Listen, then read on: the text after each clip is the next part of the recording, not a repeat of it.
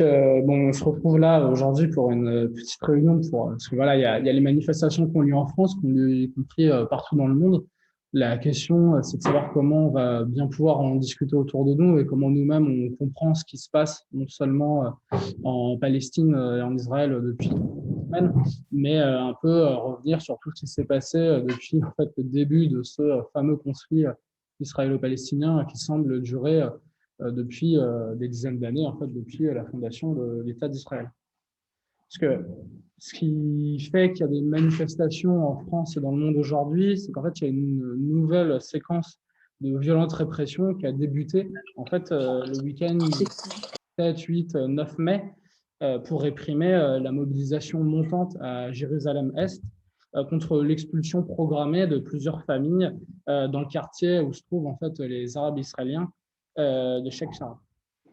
Ça fait plusieurs semaines que la mobilisation se développait avec des sit-ins, des manifestations auprès de la population. Et en fait, c'est face à cette mobilisation que des organisations de colons ont manifesté en fait très rapidement au cri de mort aux Arabes et les Arabes dehors, donc portés par cette extrême droite israélienne juive qui se développe depuis quelques années.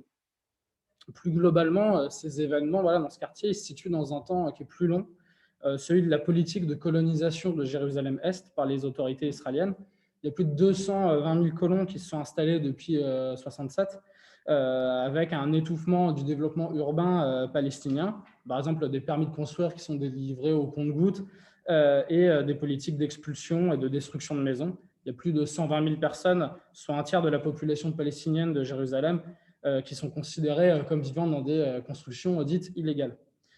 La nouvelle politique de l'extrême droite israélienne, c'est en fait, de se faire de la place en expulsant en fait, des quartiers arabes, ceux qui y vivent, le tout sur un fond d'extrême misère. 75% des Palestiniens et Palestiniennes de Jérusalem vivent sous le seuil de pauvreté, un chiffre qui monte à 86% des enfants. Contre respectivement 22% et 33% pour la population juive de la ville. Donc en plus, c'est des chiffres qui datent d'avant la pandémie. On peut imaginer, vu comment ça a aggravé les choses en France, comment ça a pu les aggraver là-bas. Ces Arabes israéliens, en fait, ils sont issus des familles qui sont restées sur place à la création de l'État d'Israël et qui ont en fait même obtenu le droit la citoyenneté israélienne, mais qui restent des citoyens de seconde zone pour l'État, méprisés, privés de droits, même si en fait ils ont le droit de vote. Mais c'est quand même une première, là, ce qui vient d'arriver. Jusque-là, c'était les Palestiniens expulsés qui se mobilisaient, qui étaient les plus déterminés dans la lutte, ceux qui se trouvent en Cisjordanie et à Gaza. Maintenant, c'est la population arabe, y compris, qui vit dans l'État d'Israël. Donc, il y a une grande manifestation de solidarité avec ce quartier qui avait été appelé le vendredi 7 mai, avec des milliers de Palestiniens d'Israël et de Jérusalem qui s'étaient retrouvés sur place. Les forces de répression israéliennes, elles sont intervenues violemment et depuis, chaque jour, face au rassemblement, on emploie la répression et il y a des centaines de blessés. Des mobilisations de solidarité se sont développées depuis dans tous les territoires palestiniens, mais aussi dans les villes israéliennes, que ce soit dans les villes où il y a davantage une majorité de population arabe ou dans les villes dites mixtes.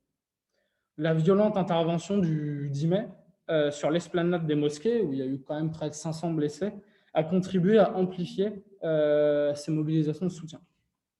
Donc voilà, comme je l'ai dit, il y a quand même quelque chose d'assez nouveau et qui doit nous interpeller, c'est cette intervention massive des Arabes israéliens qui, en fait, par plusieurs milliers, ont tenté de se rendre en bus à Jérusalem le 8 mai pour participer aux mobilisations de soutien.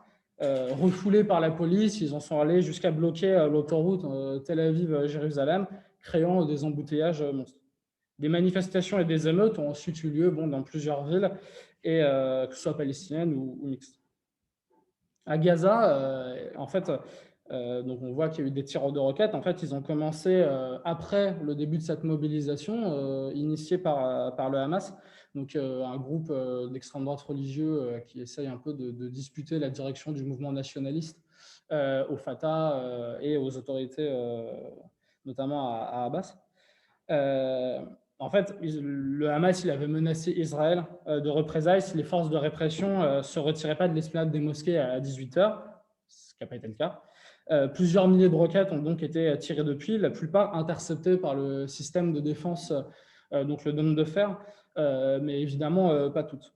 Le dernier bilan voilà, fait à peu près état de 12 morts et de plusieurs dizaines, centaines de blessés côté Israël. Donc depuis le 10 mai, bon, en réaction à ces tirs de roquettes, Israël bombarde Gaza. Alors là, on a eu un cessez-le-feu qui a été signé hier soir. Il faut voir comment il va continuer dans le temps. Mais en tout cas, bon, Israël, évidemment, il bombarde Gaza en prétendant combattre le Hamas et les groupes armés qui y sont liés. Le 19 mai au soir, c'était 230 Palestiniens et Palestiniennes qui avaient été assassinés sous ces bombardements, dont un certain nombre d'enfants. Les bombardements, ils sont intensifs, avec des dizaines, voire des centaines, ils étaient intensifs avec des centaines de raids par jour, donc provoquant évidemment, on a un peu vu les images des destructions d'immeubles, des dégâts assez considérables.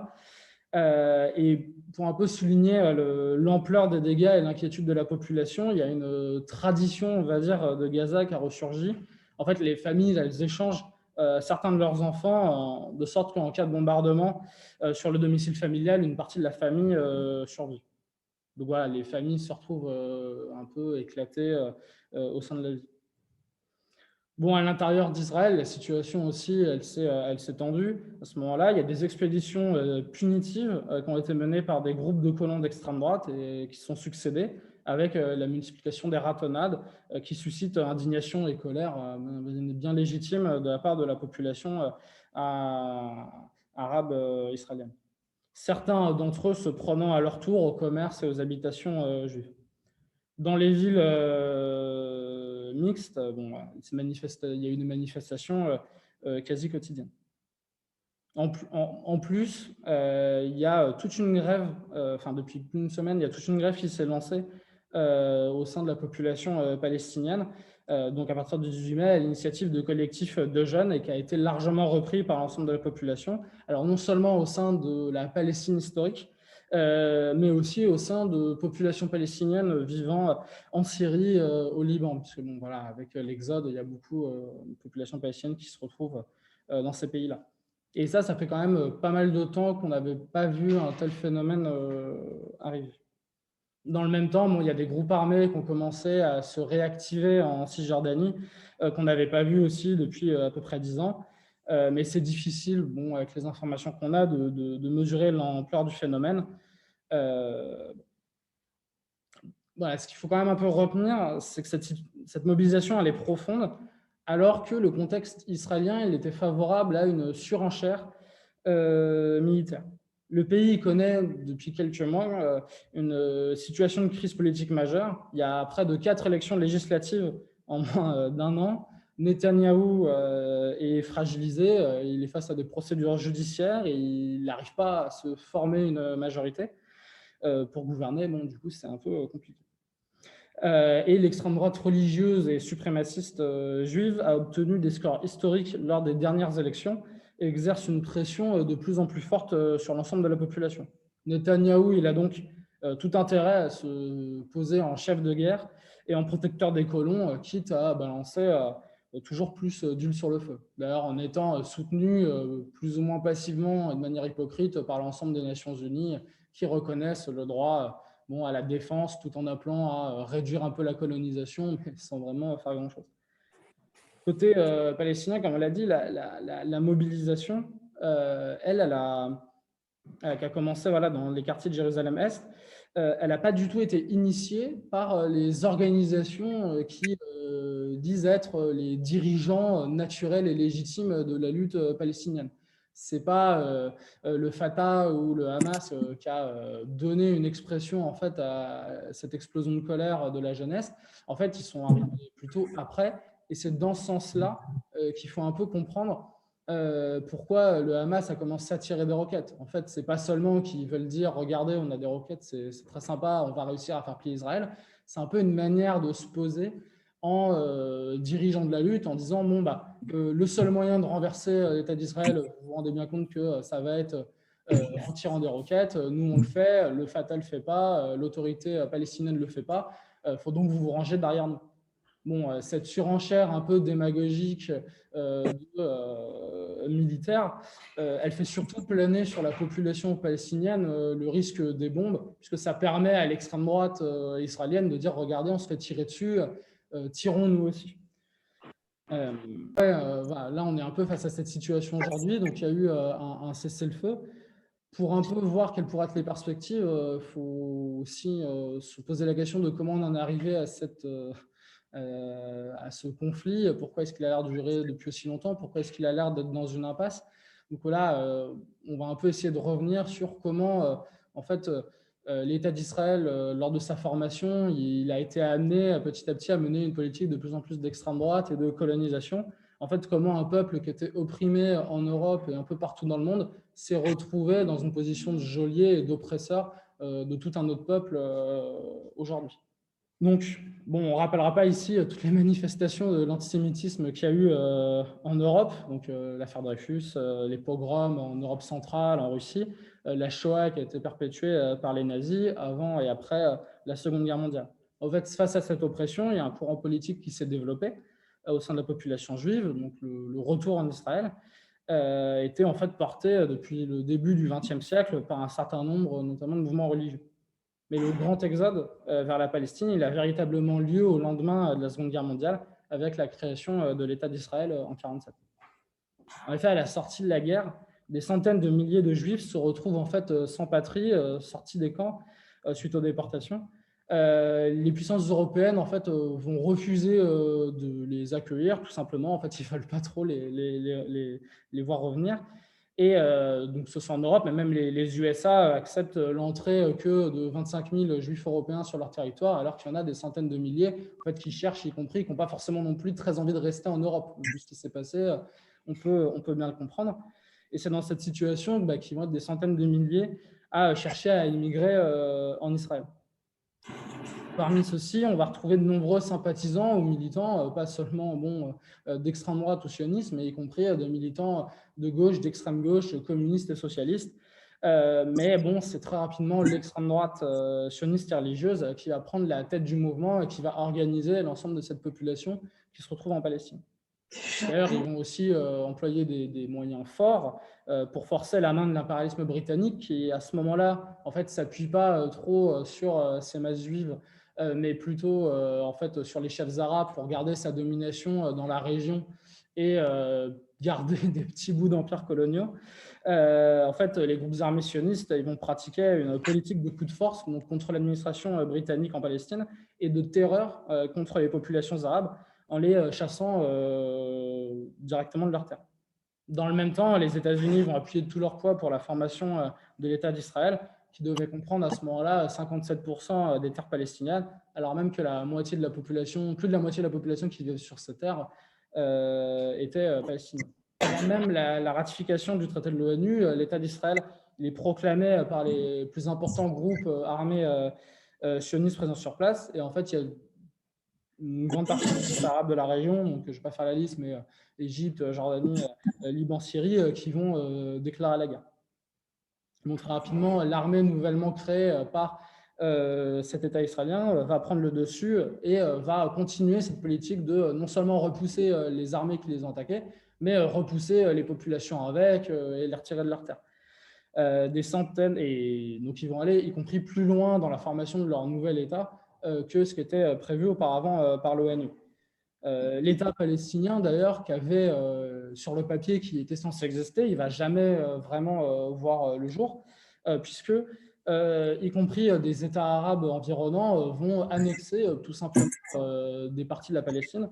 Donc, le roi de Transjordanie va annexer la Cisjordanie et l'Égypte, elle va s'installer à Gaza. Dans cette situation, en fait, les dirigeants sionistes ils vont entretenir le mythe de la terre promise, d'Israël encerclé par les ennemis arabes, Et dans les années qui vont suivre la guerre, on va raser des villages, on va les déplacer et on va saisir les terres de tous ceux qui ont fui. Ceux qui vont rester vont être soumis à des lois d'exception en fait, jusqu'aux années 60-70. Et aujourd'hui, on voit encore vivre un peu comme des citoyens de seconde zone. À l'international, Israël, pour se trouver une place, ils vont adopter, ils vont essayer de démontrer leur capacité à servir d'avant-poste à l'impérialisme dans une région qui est stratégique pour la France, l'Angleterre, les États-Unis, sur le plan économique, sur le plan pétrolier, et où la France et l'Angleterre perdent de fait leur influence avec toutes ces révolutions décoloniales qui mettent en place des régimes nationalistes. On peut penser à l'Algérie, on peut penser à Tunisie, Maroc, Égypte. Ainsi, lorsqu'il y a la crise du canal de Suez en 1956, donc Nasser qui décide de nationaliser le canal qui appartenait principalement aux puissances françaises et anglaises, Israël va venir en aide à ces puissances impérialistes qui souhaitaient mettre Nasser un peu au pas, et l'Égypte avec. On voit la politique qui a été choisie en fait par les dirigeants d'Israël à ce moment-là, pas de s'adresser à d'autres peuples qui, comme eux, avaient été opprimés par l'impérialisme, mais bien à renforcer les liens avec celui-ci. En apparaissant en plus comme colonisateur, Israël et sa politique vont cristalliser les colères de tous les peuples arabes en apparaissant, d'autant plus que ceux-ci se reconnaissent dans la cause palestinienne, palestiniens qui sont forcés de vivre dans des camps de réfugiés présents en Égypte, en Jordanie, dans une précarité très grande, mais qui ressemble aussi aux conditions de vie dans lesquelles vivent ces populations. C'est d'ailleurs dans ces camps de réfugiés que va naître une nouvelle génération de militants à la suite des défaites des États arabes lors de la guerre des 6 jours en 1967.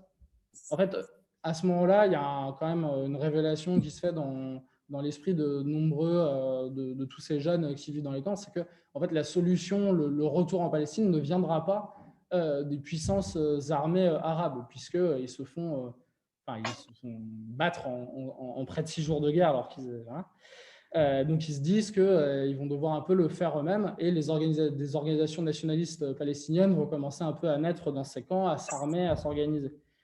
Notamment à travers la Fatah, l'OLP, avec comme dirigeant Yasser Arafat. En fait, quelle va être la politique de ces groupes nationalistes? C'est un peu de ça dont il va falloir discuter, parce que en fait, eux aussi, ils vont avoir un choix. Est-ce qu'ils vont s'adresser à l'ensemble des populations qui vivent alors dans des conditions un peu similaires aux leurs, qui eux aussi veulent combattre l'impérialisme? Est-ce qu'ils vont plutôt s'appuyer sur en fait, ces appareils d'État qui, s'ils affichent, on peut penser à l'Égypte, à la Jordanie, un ton très solidaire et de lutte contre Israël et l'impérialisme? En fait, on va voir, c'est qu'ils vont plutôt s'appuyer sur eux. Et ça va avoir des conséquences à un moment où, en plus, l'ensemble des populations du monde arabe se reconnaissent dans la cause palestinienne. En fait, très rapidement, en fait, dans les années qui suivent, cet armement, cette politisation dans les camps de réfugiés palestiniens, qui sont très proches de là où vivent le reste des populations, ça va être un facteur d'instabilité que ne vont pas accepter tous les dirigeants nationalistes de ces États arabes. Et ils vont vouloir en fait, les réprimer, les désarmer, et en fait accepter uniquement la présence palestinienne sur leur sol si elle est extrêmement docile, qu'elle ne se fait pas de politique intérieure, et surtout qu'elle ne donne pas d'espoir au reste de la population. Du coup, un exemple assez notable de cette réaction des États arabes, ça va être en 70, le septembre noir en Jordanie, où en fait les dirigeants de Jordanie vont envoyer l'armée, non seulement désarmer, mais massacrer en fait les camps de réfugiés palestiniens, qui vont être obligés de fuir de la région pour aller après se retrouver au Liban. En fait, il va y avoir une situation un peu similaire, c'est-à-dire que dans les quartiers de Beyrouth, les populations palestiniennes, où en plus il y a plusieurs niveaux, parce qu'il y a ceux qui sont arrivés déjà depuis les premières exodes, donc en 1947, dans les guerres qui vont suivre, qui se sont installés, qui vivent déjà depuis près de 20 ans, et une nouvelle génération de Palestiniens, du coup, qui fuient le massacre en Jordanie. En fait, vu que ces quartiers vivent ensemble, que les groupes nationalistes sont un peu en train de se former, il y a aussi eu toute une effervescence auprès de la classe ouvrière libanaise qui se lance dans des grandes grèves contre la bourgeoisie libanaise, bon, il y a des révoltes de paysans. Toute cette situation, en fait, va pousser les dirigeants libanais à s'appuyer sur une extrême droite fascisante, chrétienne, donc les phalanges, qui vont s'attaquer, alors non seulement aux Palestiniens, mais à tous les quartiers pauvres de Beyrouth, tous les quartiers pauvres libanais. Donc, face, évidemment, ceux-ci vont se défendre, vont dresser des barricades dans les quartiers. Il va y avoir un vrai épisode de révolte sociale, bien plus que confessionnelle ou nationaliste. Ça va vraiment être l'ensemble de la population pauvre qui va se soulever contre ces attaques. Mais l'intervention de la Syrie, donc pourtant un État arabe qui va défendre ces milices d'extrême droite chrétienne et l'État libanais face à cette poussée sociale, l'intervention ensuite d'Israël et des grandes puissances, en fait, ils vont tout faire pour transformer cette énorme révolte sociale en simple conflit communautaire, simple conflit armé avec des appareils militaires qu'il s'agirait de défendre l'un plutôt que l'autre, etc. Et donc, on voit encore comment des dirigeants, voilà, là, c'est la Syrie qui se disait solidaire de la cause palestinienne, vont en fait, dès qu'ils vont intervenir dans cette guerre, soutenir non pas les Palestiniens, mais bien soutenir l'extrême droite chrétienne.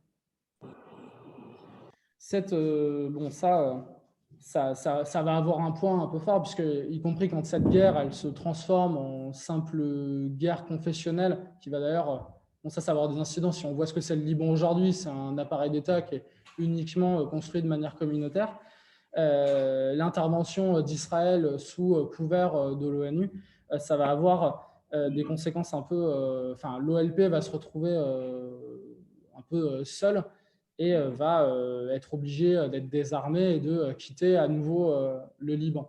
Et d'ailleurs, en quittant le Liban, il va y avoir, une fois que le dernier contingent armé de l'OLP quitte, d'ailleurs sur des bateaux français, le territoire libanais, on va voir des massacres dans tous les quartiers, les camps de réfugiés palestiniens où il reste encore une certaine population, elle n'a pas pu fuir dans son entièreté, massacrée avec un peu quand même, en tout cas si ce n'est pas la bienveillance, le regard détourné des grandes puissances occidentales et israéliennes. Donc par ces bandes d'extrême droite chrétienne dont je parlais, les phalanges. L'OLP va donc sortir très affaibli de la guerre civile libanaise. En fait, ce qui va un peu relever, ce qui va relancer la contestation et redonner du poids à tout ce mouvement palestinien, ça ne va pas être ces appareils nationalistes-là, mais ça va être une nouvelle révolte qui va commencer sur les territoires palestiniens. Donc la première intifada, en fait, ça va être des jeunes à partir de 87 qui vont lancer des pierres, se retrouver face à l'armée israélienne un peu tous les jours à combattre l'occupation, les exactions. En fait, à ce moment-là, il y a quand même quelque chose qui va durer assez longtemps et où, y compris la jeunesse israélienne encasernée, qui est soumise au service militaire, à qui on demande d'aller tirer à balles réelles, avec des grenades, avec des roquettes, sur de pauvres jeunes en fait, qui leur lancent des pierres, il va y avoir un début de mouvement de contestation au sein même de l'armée israélienne, avec tous ces jeunes qui vont dire bah non, nous, on refuse de faire ce service militaire pour aller tirer sur des gamins. Et ce début de contestation politique au sein même de la population israélienne juive et en fait la puissance et la détermination de la jeunesse palestinienne va amener en fait Israël et les États-Unis à négocier avec l'OLP, ce qui va aboutir en fait aux accords d'Oslo en 93. Et la création d'un espèce d'État palestinien, donc l'autorité palestinienne avec l'OLP un petit peu en charge de s'en occuper. Alors avec y compris la promesse de la fin de la colonisation, etc. etc. Ben, en fait, en acceptant ça, en fait, les nationalistes palestiniens ils se retrouvent un petit peu dans une impasse puisqu'ils se retrouvent à devoir gérer un territoire qui est morcelé, puisque en fait, cette autorité palestinienne, ces territoires palestiniens sont morcelés par des checkpoints de l'armée israélienne, donc ils ne peuvent pas se déplacer comme ils veulent. Il y a des coupures de ravitaillement, il y a une misère qui reste en fait généralisée. La bande de Gaza, donc une véritable prison à ciel ouvert, elle subit un blocus de la part non seulement d'Israël économique, mais aussi de l'Égypte. Et en fait, les dirigeants nationalistes, la Fatah, se retrouvent à devoir gérer un petit peu la misère. Et non seulement gérer la misère, mais en plus servir de police, puisqu'ils doivent réfréner, ça fait partie des accords, ils doivent réfréner les aspirations de la population qui refuse en fait de vivre dans telles conditions, dont elles sont bien en plus qu'elles sont grignotées en permanence par la colonisation, qui en réalité c'est jamais vraiment fini. Le seul truc qui va vraiment réussir à se créer en fait dans cette autorité palestinienne, c'est un espèce d'appareil d'État, surtout policier, soumis non seulement à la misère, donc corrompu, qui en fait va plutôt être vu comme au-dessus de la population que vraiment faisant partie d'elle-même. Et c'est justement avec ce discrédit croissant de l'OLP, de la Fatah, de cette autorité palestinienne, que d'autres groupes nationalistes, alors cette fois-ci davantage d'extrême droite islamiste, comme le Hamas, vont un peu essayer de prendre la direction de la lutte en apparaissant comme intransigeants, en disant que eux, ils continuent la lutte armée, regardez, on tire des roquettes sur le territoire israélien. Pourtant, on a vu que cette politique, elle n'arrivait pas vraiment à faire bouger les lignes, puisque, en s'adressant uniquement en fait, à une politique un peu de peuple contre peuple, sans chercher vraiment à organiser et à proposer des perspectives, non seulement à la population, aux populations arabes qui vivent dans la région, qui vivent un peu les mêmes choses, qui eux aussi pourraient d'ailleurs très bien comprendre qu'il faut renverser ses propres dirigeants, puisque en Algérie, d'ailleurs c'est ce qu'on a vu pendant le printemps arabe, il y a énormément, la situation aujourd'hui, malgré l'indépendance politique, donc la formation d'États nationaux, elle n'est pas acceptée par la population qui vise quand même à autre chose, même de manière assez confuse. En cherchant pas à faire ça, et y compris en cherchant pas à s'adresser à la population pauvre juive d'Israël, donc tous ces prolétaires qui, y compris à certains moments, on l'a vu, pouvaient se reconnaître, ou en tout cas refuser cette politique d'extrême droite de l'État d'Israël, de colonisation, d'envoyer l'armée contre des jeunes. Donc là, en 87, mais y compris lorsqu'on regarde en 2011, lorsqu'il y a les printemps arabes, il va y avoir des grèves qui vont éclater, y compris en Israël, de la part des populations juives, pour changer la population.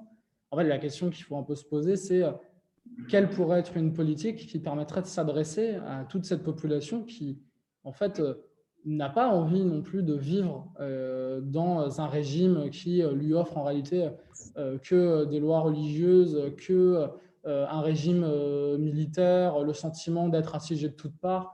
Le service militaire, c'est quand même 2-3 ans en Israël. Voilà, la question, c'est comment aujourd'hui on peut s'adresser un peu plus largement, comment on peut poser la question de la libération du peuple palestinien, de la fin de la colonisation, autrement qu'au sein des frontières d'Israël. C'est un peu la question qu'on doit se poser en France, où en plus nous on se retrouve au sein d'une des forteresses de l'impérialisme aujourd'hui, qui soutient cette politique d'extrême droite en Israël, qui la soutient non seulement en ne disant rien à l'échelle internationale et en disant qu'il faut se défendre et appeler à la paix, qu'est-ce que ça veut dire, mais qui en plus soutient financièrement et économiquement pour avoir en fait un gendarme dans la région. Voilà, c'est un peu là les discussions qu'on peut commencer à avoir entre nous.